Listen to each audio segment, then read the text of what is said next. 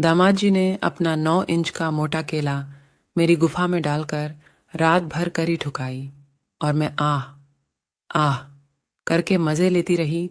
जब से मेरे पति का देहांत हुआ है, इतने सालों में मुझे पहली बार जन्नत का सैर करने को मिला है।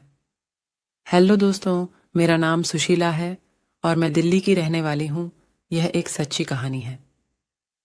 5 साल पहले मेरी बेटी की शादी हो गई थी। शादी के 3 साल बाद मेरे पति का देहांत हो गया।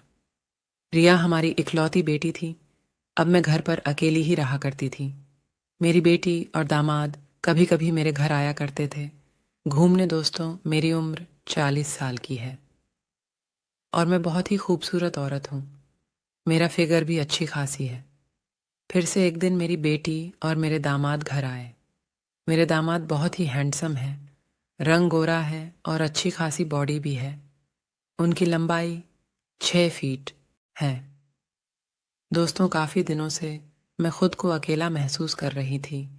जब से मेरे पति का देहांत हुआ था, तब से मुझे सारी सुख सुविधा तो मिल रही थी। मेरे पास सब कुछ था, किसी चीज़ की कमी नहीं थी। बस मेरी गुफा की खुजली नहीं मिट पाती थी।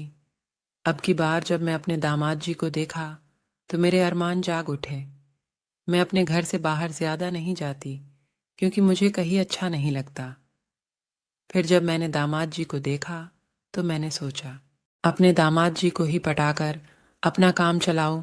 कुछ देर बाद मैं खाना बनाने जाने लगी तो मेरी बेटी ने कहा, मम्मी रुको, मैं बना देती हूँ, आप आराम करो। मैंने कहा, ठीक है बेटा। फिर दामाद जी और मैं सोफे पर बैठकर बातें करने लगे। मैंने साड़ी पहन रखा था।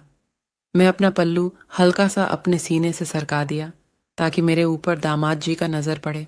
और वही हुआ। थोड़ी देर बाद मेरे बड़े बड़े गुब्बारों पर उनका नज़र पड़ा।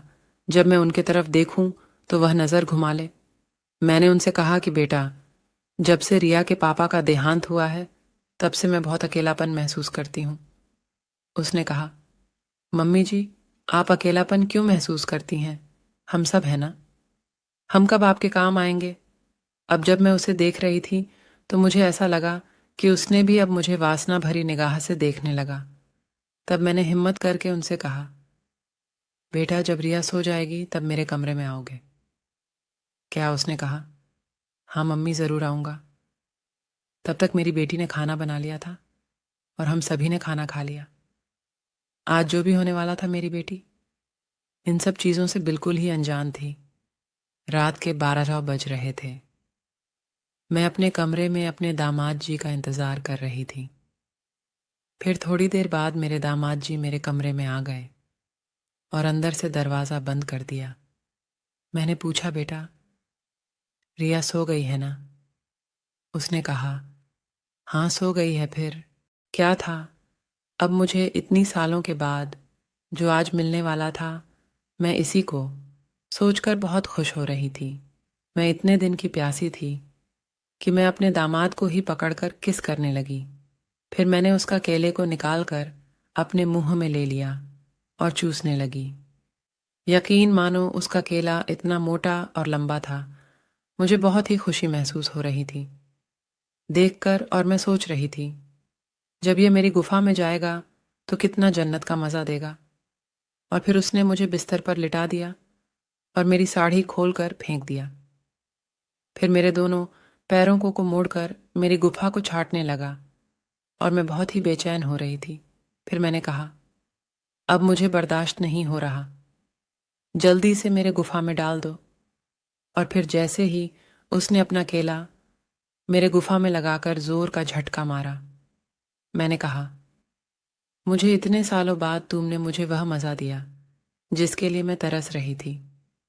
फिर मुझे घोड़ी बनने को कहा और मैं घोड़ी बन गई। फिर उसने मुझे पीछे से ठोकना चालू किया और उसका 9 इंच का डंडा मेरी गुफा में इतनी खुदाई करने लगा कि मेरी गुफा तो पानी छोड़ने लगा।